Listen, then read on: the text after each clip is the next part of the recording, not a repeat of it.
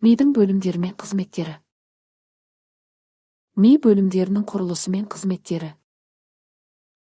Бүгін біз адамның миының құрылысын және оның бөлімдерінің атқаратын қызметтерін қарастырамыз.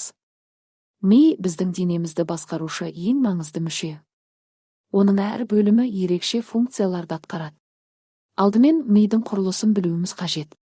Ми бірнеше бөлімнен тұрады: сопақша ми, артқы ми, орталық ми және аралық ми. Сопақша ми мидың ең төменгі бөлімі, омыртқа бағанының жоғарғы жағында орналасады.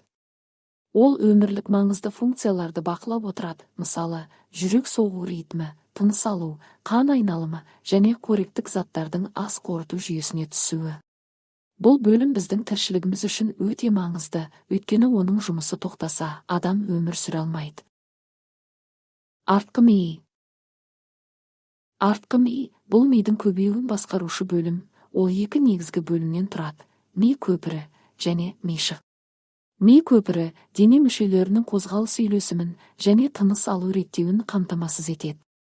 Ал мишық тепе-теңдік пен координацияны қамтамасыз ететін мидың маңызды бөлігі.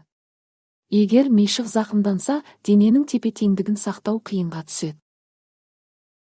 Орталық ми қабығы, таламус және гипоталамус.